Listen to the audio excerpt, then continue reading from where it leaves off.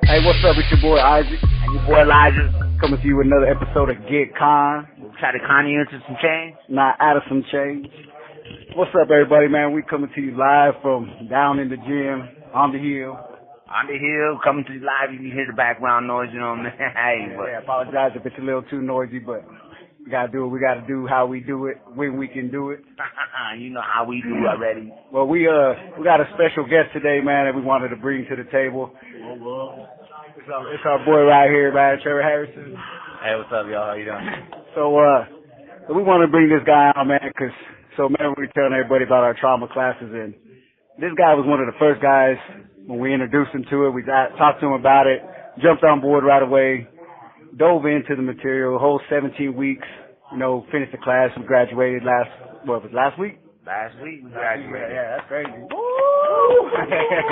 Yeah, so, he came back as a facilitator because he didn't want to just leave it alone. He wanted to come back and actually help other guys in what he learned and how it helped change his life. So, we just want to introduce him, let him speak, let him tell a little bit what he got from trauma and how it affected his life, Hey, how's it going? The biggest thing that stood out for me, the first day, don't even know what aces are, and then we stand up and we circle around, and then aces are brought up, and then I'm seeing guys step forward for things, real serious things they had no control over when they were children, and that's when it really stood out to me. Okay, this is serious. Oh, you mean we get a circle? Yeah, this is serious, man. We're doing this, this is real stuff, and then also, the age-old saying, the numbers don't lie, right?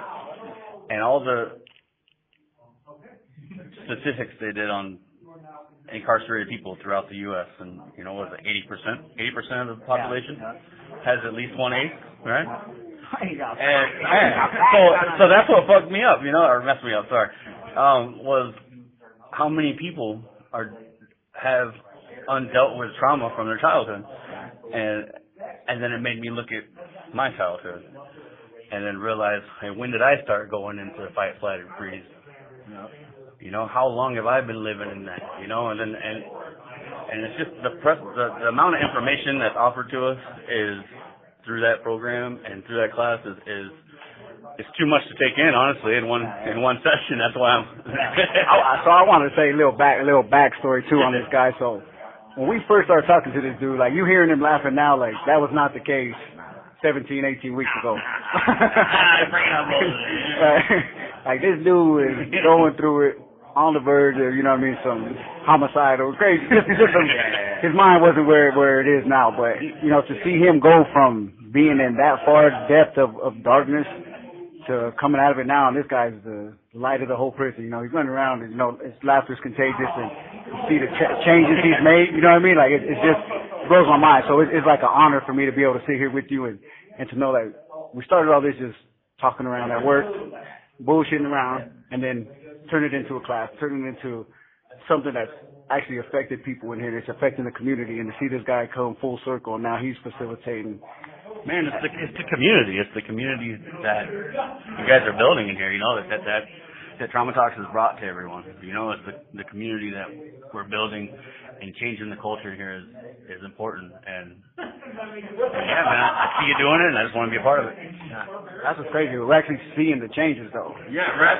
That's what's every day. It seems like every day. Every day things are getting better and better. Yeah, we're constantly seeing guys that a few months ago was stabbing guys up, getting high, falling out on tears. These are the guys that are wanting change. These are guys that are coming to class now. That's what was cool about this class too, this being the second class, the group of guys that we got in there. Right. Like I said, it's all the guys that are acting up. Oh, yeah. So to see them wanting that change, powerful. Wow. But something else that stood out to me with you too is like a lot of the information you was taking in, you was wanting to learn not just for yourself, but for your son's sake. Man, that's the part that hit the hardest, was realizing that, man, not only have I had undealt with aces in my past, but I've caused my child trauma, through my ignorant actions, and not dealing with my own trauma has then now caused my son to have trauma in his life, and that's why I think it's so important, and that's why I asked if I could go through it again, because I want to deepen my knowledge of this information so I can share it with my son, you know. As a matter of fact, in saying that, shout out to Caden, man. He's turning 10 next month, 10 years old in February. Hey, Hey, what that is breaking generational trauma. What you're doing, Right. You're in the process of doing that right now. Yeah, so I mean, yeah. Wait, man. Right, yeah, my bad. It's getting louder here, Rap. I go with that too because like I try to. My conversations now with my son are different than what they was before because I didn't have the language. I didn't have the language of trauma. I didn't have the language of how to talk to him, and because I put him through some stuff. Just me being in here, you know what I mean? Right. And being able to have those conversations and sparks an understanding with him and me now. Like our understanding's deeper. Like he knows what I've been going through, and I got an understanding of what he's going through, and being able to sit there and empathetically listen to somebody else and know their story or their trauma. Man, there's power in saying, hey, these things happen to me, but they happened. They're not happening. You know, and I think that's the most powerful statement is that those things did happen, but they're not happening now. And we don't have to live in that. And knowing that gives you the freedom to then live outside of them, and that's the greatest part. You know. Hey, that's power right there too. Hey, how can we be free inside of prison? Right. But we're in here free. You know what I mean? We're happy. We're going through it, and like you said, it's powerful to know that we have that choice. Because there was a lot of years I wasted spending talking about blaming my childhood, blaming my parents, blaming this, blaming that. But it has to come a point in our lives where we wake up and say, I can't let it. It's a choice. I have to wake up and choose something different. If you want something different. Absolutely. I'm just taking it in, man, just because, you know, I'm still soaking in the celebration from the first one that we did. You know what I mean? Like he said in the beginning of this, you know, it all started with two people walking around coming up with something, you know what I mean, coming up with ideas and shooting ideas, you know, and then seeing the people that was around us, you know what I mean, one, you know, brother here, Trevor, you know what I mean, watching him with such a short fuse, you know what I mean, and figuring out how can we reach out to people like this and how can we show them that, hey, look, this is not the saying that they say now, not, hey, what's wrong with you, it's what happened to you, you know what I mean, so it's like, looking at T-Bone here, we was like, man, this guy's going through a lot, you know, like, how can we reach out to him in a positive way, you know what I mean? So I'm just soaking all that in, knowing that we did reach somebody and that we are reaching the population here. You know what I mean? Like you said, you know, the people that we got in our class now is coming from the population, the prison, the bad side, you know what I mean? Like the bad apples or however you want to say it. But everybody in there, and they're all in there for the same thing, man. They want this knowledge. They want to know what trauma is. They want to know. They see the change. They see the change. You know?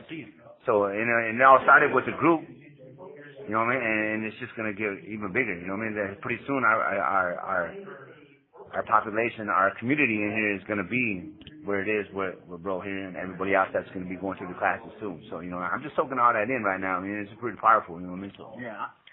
I ain't gonna lie, like that first graduation day, I had like a little sadness, like, damn, I don't want this to end. But then following right back up with the next group, it was that inspiration of the next group that are like, yeah, we're hungry, we're ready to go for this, you know what I mean? What's something that you took away from it or something that stood out to you or a tool that you used or something, you know what I mean, that you could speak to the people about? Man, it's hard without being specific. You know, one thing I wanted to share is like, you know, I'm also involved in other classes, in other programs in this prison, and the crazy thing is going to just like I'm in Leaders of Tomorrow, right? And I started with that, and that's a good program too. But they're just touching on things that we've already gone through and things I've already been introduced to, and I'm like, oh yeah, you know, like they brought up ACEs and they're bringing up trauma and traumatic brain injuries and. You know, and that's the big one for me, I think, was, I forgot the doctor's name, but he does, you know, the SPECT scans of the brain, right? And then showing that through traumatic brain injuries and through being stuck in fight or flight or freeze mode for years on end, parts of your brain stop functioning, and they can see that on a scan, you know, and mental health is one of the few, parts of medicine that they don't scan the organ they're trying to diagnose. So, and this doctor is, and he's starting to implement that. I mean, we just know, I think they just started having the scans that they can actually see it. But seeing that they know enough about the brain now to see, oh, this this part of this person's brain's not functioning correctly, which means these aspects of his life he's going to have a trouble dealing with correctly. And then now they're able to come in and treat that. So it's the hope for the future and for our kids, you know, it's like it's seeing how much different their judicial system looks, how much different their treatment centers look in the future to help to beat this problem, you know, to beat addiction, to beat mental health, the crisis we have in this country, you know. So. Yeah, my thing is the hope, you know what I mean? Just to touch on what you were saying is like to hope that one day our people doesn't even have to go to treatment. Right. I hope that one day that our communities are so aware of trauma, so aware of all this stuff, all this knowledge that we have right now that we're trying to take, that we're trying to spread in here, that one day that our people doesn't even have to go to treatment centers. You know what I mean? That they can just get the help that they need within their household. You know what I mean? So I mean, it comes from a long line of trauma from, you know what I mean, from my ancestors to your ancestors to your ancestors. It's all embedded in us. You know what I mean? I remember there's a part in one of the lessons that you know what I mean is genetic. You know what I mean? That just because your people didn't necessarily go through it doesn't mean that the people before them hasn't went through it. So it's genetic. You know what I mean? So the rat story. Yeah. Right. Pass it on through your DNA. That one was eye opening for me because you think about like what our grandparents went through or their grandparents went through. They're at war.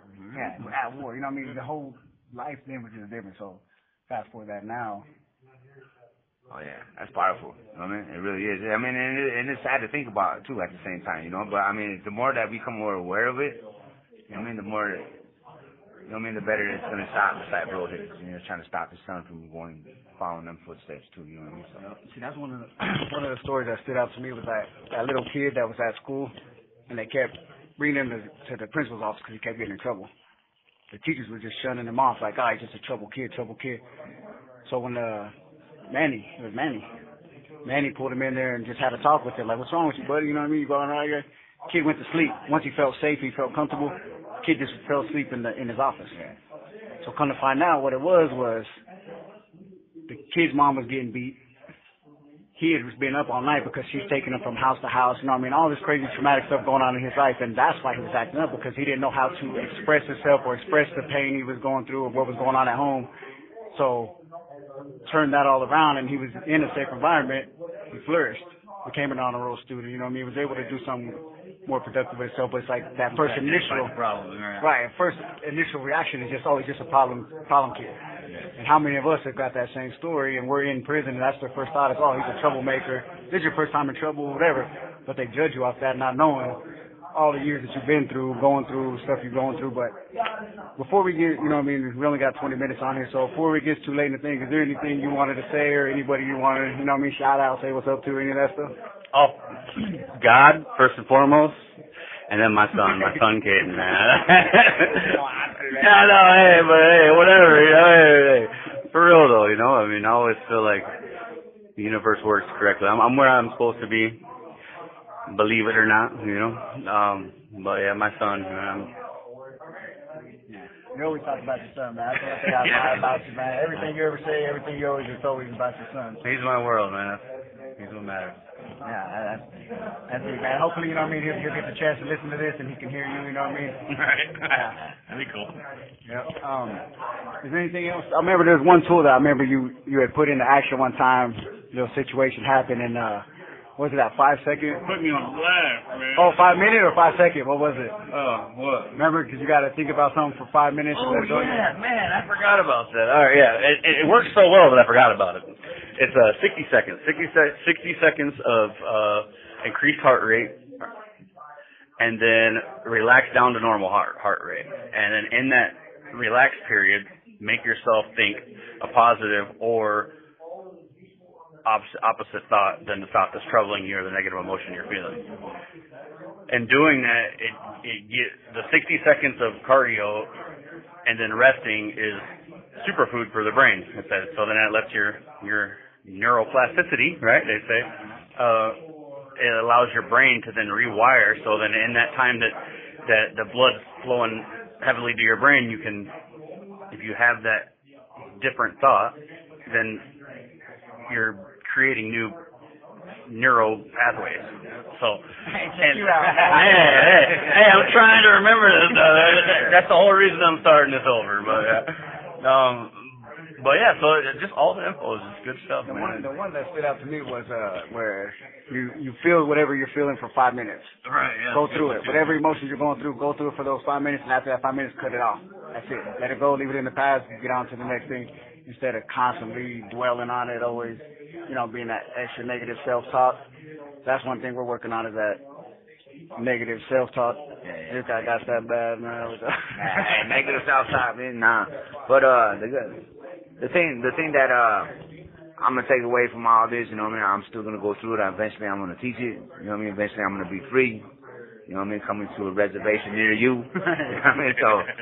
But is actually identifying the traumas, identifying the triggers, identifying, that what trauma is what it is. It's just because you lived through it for so many years and it's become normal to you, that doesn't mean that it is normal. That's one of the things that reached out to me was living it constantly throughout the years that I've lived. I thought it was normal, but it wasn't. And then I think that's what a lot of people are going through out there right now, is that they're constantly going through the same thing over and over and over, and it's not normal. There is hope, there is tools, there is things that you need to overcome with it. So yeah, man. Well, before we head out, man, I just want to say, bro, it's been an honor. Being able to go through this journey with you, step by step, being able to grow with you.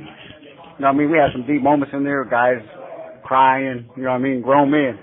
We're learning how to be men. Even at the ages that we're at now, because we were all taught a man should be a certain way, a man shouldn't cry, a man has to hold his feelings in, all this certain stuff. So we're in here, Miss of a man. Yeah, miss of a man, we're in here. That was a deep week for me, miss of the man. But being able to be vulnerable with each other and have that trust, it takes a lot of trust to do the stuff we're doing in here. To do this kind of work, it's like you're coming into a room with a bunch of guys that you don't really talk to, you don't really associate with, and they're like, boom, here's all my issues. Breaking down walls. Yeah. And what? No. Hey, it sounded like when old boy said that too. I just love being in a group full of men that are being vulnerable with each other. No homo. Well, yeah, man, it's just been a pleasure, man, being able to do all this beside you, and then now seeing you go into that next phase of being a facilitator and knowing the material enough to teach it to the next person. Bro, it just means a lot to me, Be able to do this from the beginning. And pretty soon we'll be having the pictures out there for everybody to see. They allowed us to take our picture from our first class, so once we get to this graduation, we'll get this next group up and running. But yeah, man, we just wanted to have bro on here, show, some of the positivity going on, because, that's what we like to shine that light on. But, you want to shout out anybody else? You want to say anything else, brother, before we go? Yeah, we're good. Love you, Kaden. Yeah, that's the son, man. That's the boy, man. Yeah. Shout out to all my fans out there, Shout out to my son. Shout out to my daughter. Hey, coming home real soon, pretty soon I'm going to be putting visualization to this stuff, being in the community. That's what I can't wait to see, man. You have 1 minute remaining. Is that 1 minute, lady, man? We out. But I can't wait to see that trauma circle all around, all different parts of the United States, Yep, so we out of here, man. Appreciate y'all again. We in here fixing ourselves. We can do better out there. Yep. Shout out to everybody that's out there making the changes with us, too, man, because we know we got a bunch of followers that are riding the path with us. So appreciate all y'all, man. Like, share, subscribe. All that. All right, man. We out.